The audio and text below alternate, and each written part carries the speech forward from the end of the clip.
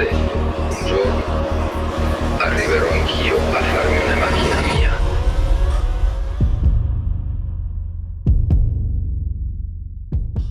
Pour les abonnés de Chaos Sport, bienvenue dans l'extra de Paddock et Champagne qu'on appelle le Pit Stop. Arcadio Marcoudi qui est avec nous cette semaine. Et là, tu as déjà vu qu'on t'a placé la télécommande de la fameuse voiture McLaren. Je te rappelle qu'on va te poser des questions, Mathieu et moi, mais pour mériter ces questions-là, il faut que tu pilotes la voiture qui t'attend dans le fond là-bas. Tu peux nous l'amener, s'il te plaît, qu'on découvre les questions? Vas-y donc voir. Es-tu un bon pilote? Es-tu un bon chauffeur? Ou Oui, mais il faut que je sois dans le temps. C'est difficile. Vas-y donc voir. Amène-nous ça ici, là. Ben, à date, ça va bien. Ça fait le chemin, ça avance, ça avance. OK. Oh, il a gagné en confiance, là. Oh, il a gagné en confiance. Attention. Vers l'inverse. L'autre côté. Vas-y donc voir. Avec le gauche. En bas. Ici. Ici. Oh, là, on l'a trouvé, là. Ouais. Mais c'est drôle parce que quand tu regardes une course de Formule 1, souvent, tu te rends compte que les gars, ils ont toujours un peu de misère à reculer. Ouais. Avant qu'ils le trouvent sur le volant qu'il y a 8500 le réglage. As-tu vu qu'il y a un bouton rouge sur ta manette? Oui. Vas-y donc, rapidement, on va voir dessus, voir le bouton rouge, voir. Vas-y donc, voir. Ah, ça marche pas? Ah, c'est Normalement, t'as le son du moteur. C'est vrai? Tu vois, troisième course, déjà, il y a des trucs qu'on va devoir corriger sur... La batterie est à plat, c'est pour ça. On va l'envoyer au garage. Exactement ça. Je te rappelle donc qu'on a 5 questions pour toi. On s'amuse, on se prend pas trop au sérieux et on va pouvoir ouvrir un petit peu là-dessus. Et la première est le fun. Il va falloir que tu te mouilles un petit peu. Arcadio, selon toi, est-ce que la F1, c'est encore un sport de macho ou... Parce qu'il y a peu de femmes. Il y en a on en voit un peu plus, mais c'est encore trop macho, selon toi? Ben oui, bien sûr que ça prendrait une présence féminine accrue. Je pense qu'il y a des avancées en ce sens. Je pense que F1 Academy aussi... ça, c'est le fun, ça. Tous les investissements qui sont faits pour vraiment créer des chances. Mais ultimement, je pense que l'objectif, c'est qu'il y ait des femmes qui pilotent, des femmes qui soient sur le grid en F1. S'il y a un sport où, justement, il y a une parité où les femmes pourraient compétitionner d'égal à égal avec les hommes, il y en a plusieurs, mais je pense que le sport automobile en est un. Donc, mais F1 Academy vient d'ouvrir la porte pour ça. On en voit des filles qui ont des postes d'ingénieurs qui sont tellement bonnes en Formule 1. Mais au niveau de la stratégie, chez Red Bull notamment. Je rêve de voir une femme pilote. Mais contre tous les autres gars, puis le sacré une volée. La voir rouler en avant, puis être excellente, ça serait hot pour le spectacle. C'est sûr. Donc oui, macho, je sais pas, parce que la F1 a eu un côté très macho. Là, pendant tellement longtemps. L'objectification de la femme, tout ça, un peu comme un accessoire. Ça a beaucoup évolué, évidemment, comme le reste du monde, mais je pense qu'au niveau compétitif, au niveau même dans les écuries, tout ça, il y a des avancées, mais faut poursuivre cette belle lancée-là. Ouais, et dans les grands entrepôts où on développe ces voitures extraordinaires-là, il y a plein de filles de grands talents qui sont là, qui prennent les grosses décisions. Cachées dans l'ombre, mais qu'on peut voir en piste parce que les résultats sont là, en tout cas. Et elles sont souvent responsables du travail en arrière. J'aime ça. Faut qu'on commence bouge un fort, peu. c'est bon. J'aime ça. Question numéro 2, Matt, vas-y. On a parlé dans l'épisode d'avant un peu de Prost, Senna. Toi, à n'importe quelle époque, on va dire, si tu avais été un pilote, tu aurais voulu que ça soit comme qui ton rival, ta petite rivalité, ton vilain. Oh, j'aime ça. C'est très bon. Écoute, Prost Senna, c'était incroyable. C'est certain. 2 grands pilotes, une écurie, les plus belles années aussi de McLaren, la MP3, la MP4 aussi, là, qui sont des voitures légendaires. Mais je te dirais que pour l'avoir vécu de manière très passionnelle, la lutte Villeneuve-Schumacher, l'année du championnat de Jacques, c'était énorme. Puis pour la légende aussi, on n'en a pas beaucoup parlé, là, quand on parlait tantôt des GOAT, mais Schumi, c'est quelqu'un que, bon, nous, on a détesté de ce côté-ci,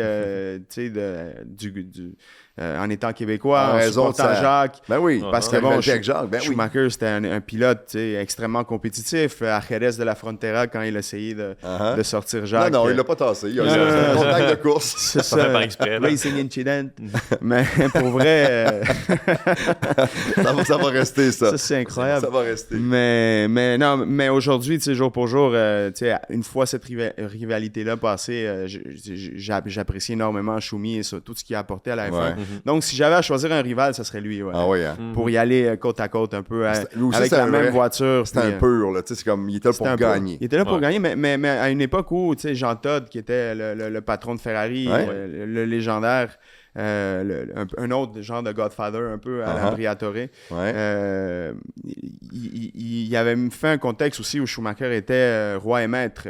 C'était pas une dynamique à la McLaren où il y avait un Senna, un Prost qui se bataillait.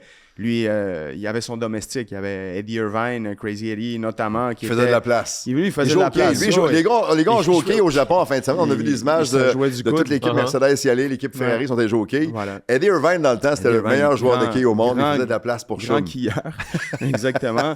et ouais, donc je prendrais la place d'Eddie Irvine avec la même voiture si je pouvais, puis pour compétitionner avec le bodyguard un peu de Schumi. Mais là, moi, je serais le rival. Ah oui, hein? Pour essayer. Voiture pour voiture dans la même équipe. Voiture à la Senna Prost, mais avec Schumi, si je pouvais. Là, j'aime ça. Tu l'as dit tantôt, on est des grands fans ici. On aime aimer. Lance Stroll est un gars d'ici. Ouais. On a l'impression que le message passe pas. On a l'impression que la passion passe pas. Et pourtant, c'est pas qu'on n'a pas essayé au début. Qu'est-ce qui fait, selon toi, qu'on n'est pas tant derrière un gars qui est natif d'ici, un gars qui est d'ici? C'est-tu l'attitude? C'est-tu l'histoire? Parce que les parents sont riches. Pourquoi ça passe pas? Écoute, il y a plusieurs facteurs, je pense. Le premier, c'est qu'il n'a pas encore gagné de manière régulière. En tout cas, je pense qu'au Québec, on aime beaucoup les gagnants. Puis si t'es pas en train de te battre pour le championnat, l'intérêt, il sera pas tant là. Ouais. Jacques, ça a été incroyable aussi, parce que c'était le fils de Gilles, mais aussi parce que c'est sûr que tu commences avec un avantage. Oui, parce que bien sûr que la cote d'amour, elle est déjà là, à cause du nom de famille et tout ça. Après, il faut que tu vives à la hauteur des attentes. Et Jacques l'a fait. Jacques a réussi, champion du monde. Deuxième année. À sa deuxième saison, il s'est battu avec Damon Hill à sa première année aussi. Ouais. Ça n'a pas été piqué des verres. Donc, je pense que Jacques a réussi à créer un momentum incroyable. Chose que même Latifi, évidemment, n'a pas réussi à faire. Lance, un peu la même chose. Ouais. Peut-être aussi, les histoires originelles qui sont moins sexy, qui donnent moins de storytelling, les personnalités aussi, qui sont peut-être pas les plus flamboyantes. Lance, des fois, elle a l'air un peu blasé. Mais moi, c'est juste moi, j'ai absolument rien contre Lance Stroll. Puis je trouve que tu es quand même parmi l'élite mondiale du sport. Peu importe si le bonhomme a de l'argent, je m'en fous. À un moment donné, à la fin de la journée, il faut que tu conduises la voiture. Puis il est capable de le faire. Sauf que je pense que c'est l'attitude où ça n'a pas l'air d'y tenter. Tu comprends? C'est juste ça, moi, qui me dérange. Puis je pense que si au moins il se battait puis il fait comme OK, c'était un week-end difficile, mais on va être là la semaine prochaine, tu comprends? Puis il me donnait le goût d'embarquer. Je pense qu'on embarquerait un peu plus. Non, tout à fait. Je suis d'accord que, tu sais, puis après, chacun sa personnalité, puis tant mieux s'il se force pas ou s'il sent pas qu'il a besoin de le faire. Mais c'est vrai qu'il donne j'ai le même ressenti que toi, puis je pense que c'est assez généralisé. Il a l'air un peu blasé, il a l'air un peu... mais toi, un sourire d'enfant. Je suis un fan, mais en même temps, tu sais, regarde, t'es né dans cette réalité-là, tu sais, je veux dire, pour n'importe qui, piloter une F1, c'est comme quelque chose d'extraordinaire, une opportunité incroyable. Pour lui, ça fait partie de son quotidien depuis, je sais pas, qui est né. 8 pratiquement. Moi, je me rappelle quand j'ai commencé à courser, puis là, c'était un kid, là. Puis on avait des programmes de course des fois à Tremblant, puis son père était propriétaire de la piste. Dans un programme de course à la fin de semaine, là, c'est à la seconde près. C'est telle catégorie sur la piste, ils sortent, on est déjà prêt, on embarque. Tu sais, c'est vraiment là, rodé au quart de tour. Puis il y a des week-ends où on arrivait dans la classique au Mont-Tremblant, puis on s'était à notre tour embarqué, les gens qui non. La piste est fermée pour la prochaine demi-heure, 45 minutes. Puis là, t'avais un kid en kart qui passait sur la piste parce que le bonhomme avait décidé que son fils avait le goût de faire un peu de karting. Voilà. Ça me faisait rire dans le temps. Mais de voir, c'est juste l'attitude, je pense, qui fait en sorte qu'on n'est pas tant derrière. On connecte moins, c'est certain. Tu sais, Pour moi, c'est pas une affaire d'argent. Pour moi, c'est pas ça. Mais donne-moi le goût d'y croire que ça te tente d'être là. Puis avant, il avait la passion. Au début de sa carrière, il était là. Il avait même fait des podiums quand il était jeune. Mais là, ces dernières années, il n'a plus tant l'air d'avoir le goût. Hey Lance, mets-toi un sourire d'en face, mon gars. C'est le fun. Je sais que c'est difficile. Là, on le sait, Aston Martin, c'est pas l'année la plus facile, mais go, mon gars. C'est dur. On va être derrière lui. Si il me donnait le goût d'être là, je serais là. C'est mon message éditorial pour la journée d'aujourd'hui. Je partage. Hein, good, j'aime ça. Quatrième question, ça va être quoi? Admettons, on sait que c'est un sport rempli d'argent, c'est l'enfer, puis ils font venir des compagnies extérieures pour des sponsors. Toi, si tu avais des milliards à investir dans une compagnie, tu as un contrat de 5 ans, fait que tu le mettrais avec qui? C'est pas obligé d'être la meilleure, parce que les meilleurs sont là, mais tu as un 5 ans. Là. Aujourd'hui, j'ai une question, Matt. C'est une très bonne question. T'as des milliards à investir. J'adore le côté sports business. T'es CEO de ta compagnie, t'as travaillé fort toute ta vie. Dans quelle équipe tu mets ton cash? T'as une chance. Bonne question, Mathieu. Ouais. Jour pour jour, écoute, je te dirais Mercedes pour Kimi Antonelli. C'est le futur. Je pense que c'est... Oui, si le contexte... Après la voiture et tout ça, tu fais un gamble parce que au niveau technique, c'est pas... si la voiture ne performe pas puis tu décides de miser plus côté pilote, tu te dirais, lui, ça va être la prochaine personnalité des 5 prochaines années, comme tu dis. Ça se peut que tu passes à côté, mais en même temps, en termes de visibilité, en termes de storytelling, en termes vraiment d'aura, je pense que Kimi Antonelli, c'est le next big thing. Ouais, tout à fait, tout à fait. Il y a 19 ans, c'est un Il y a 19 ans. Il va être là longtemps. Il est incroyable, puis il a tellement une belle personnalité, tu sais. Tu le vois qu'il est émerveillé, justement. Tu vois qu'il vient d'un background aussi où... je conseille d'ailleurs à tout le monde qui l'ont pas encore vu, je sais pas si vous l'avez vu les gars, mais le docu sur Netflix sur justement son ascension, puis quand on lui a annoncé justement qu'il devenait pilote Mercedes, tout ça, tu vois vraiment son background, une famille quand même famille proche, aisée, mais tu sais son proche, ils l'ont très relatable. Il habite à Bologne, tu sais. Il a encore sa chambre avec des toutous, puis c'est ça aussi. Tu sais qu'en fin de semaine, quand il a gagné, il n'a pas pu prendre une gorgée de champagne parce qu'au Japon, il n'y avait pas l'âge légal pour boire du champagne. 20 ans. C'est fou, pareil. Il était à quelques mois de pouvoir célébrer, mais il ne va pas se reprendre, je pense, une couple de fois. Mais tout ça, justement, juste ça, tu sais, au niveau storytelling, au niveau image de marque, valeur de marque, ça n'a pas de prix. Donc, si j'ai des millions ou des milliards à investir en ce moment sur une écurie / pilote, Mercedes, en partant, t'es avec Mercedes. AMG, Petronas, F1 juste ça. Et Kimi Antonelli. Ben oui. Et j'aimerais beaucoup pouvoir travailler ou en tout cas collaborer avec Toto Wolff. S'il y a une figure vraiment que je respecte qui m'inspire énormément, c'est lui. Donc, ça serait une occasion aussi. T'as vu, il est déjà bon pour nommer tous les autres commanditaires aussi.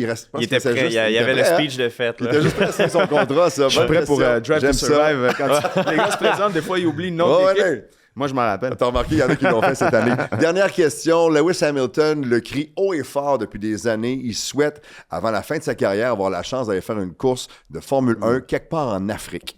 Est-ce qu'on va le voir ça un jour et est-ce que Lewis verra ce rêve réalisé? Parce que pour l'instant, on tourne partout autour. Mais là, on n'est pas allé. Je l'espère. Comme je te disais tantôt, j'aimerais beaucoup aussi voir plus de Grands Prix en Amérique latine, c'est certain. Mais oui, en Afrique, ça serait magnifique. Ça serait magnifique. Il y a des beaux marchés. Il y a des beaux marchés. Il y a déjà eu des courses en Égypte. Je pense que Maroc, ça pourrait être quelque chose d'intéressant. Donc, pourquoi pas, tu sais, je le souhaite pour le développement du sport aussi, pour qu'il y ait cette passion, parce qu'on sait que oui, la F1 est un sport très prohibitif. Là. C'est pas comme le foot que tu développes des marchés puis que là, tu peux développer des joueurs, des joueuses. La F1, c'est une toute autre bête, mais si tu investis puis tu peux créer des programmes pour que des jeunes puissent faire du karting puis commencer à rentrer dans la course automobile puis ça commence à faire partie de la course, de la culture sportive.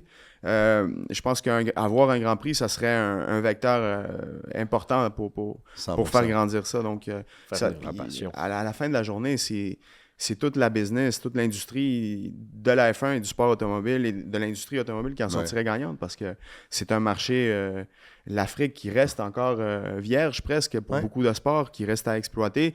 Puis quand je dis exploiter, je le dis de manière très prudente. Mais dans le sens de mettre le pays en valeur, les gens en valeur. Puis investir dans les infrastructures de manière correcte, faire les choses bien, non pas en mode colonialiste, mais de manière à ce que les talents puis la passion puissent se développer de manière organique. Donc, je pense qu'il y a moyen de le faire, mais venir les mettre en valeur. Puis s'il y a un ambassadeur pour que ça arrive, c'est Lewis. C'est le meilleur. C'est Lewis qui, post-carrière, ça pourrait être un de ses... disons... cheval de bataille. Un de ses chevals de bataille, exactement, un de ses objectifs. Puis il n'y a pas une personne plus indiquée pour le faire que lui. On va souhaiter à Lewis et à nous tous des grands prix en Afrique au cours des prochaines années. Et personnellement, j'ai envie de te souhaiter à toi un retour de la F1 en Argentine un jour. On souhaite à nous. À nous, ben non, écoute, puis on ira ensemble. Je te dis tout de suite, on y va. On y va ensemble. Absolument. Tu n'auras pas à me convaincre très, très longtemps. On se fait le tailgate avec le asado, le grill argentin. Tu vois déjà, puis s'il peut y avoir des matchs de foot en plus, là, la veille ou 2 jours après, on va rester. On va être bien. Un autre voyage organisé, on n'aura pas le choix de le faire, c'est sûr. Arcadio, merci 1000 fois d'avoir partagé la passion, je le disais tantôt, mais surtout d'avoir répondu à nos questions pour le pit stop. C'était l'extra qu'on vous a présenté sur Chaos Sport. Merci mon gars. Et merci mon gars. Lui, c'est vraiment mon gars. Les deux. En tout cas, vous avez compris. Merci à bientôt. les boys.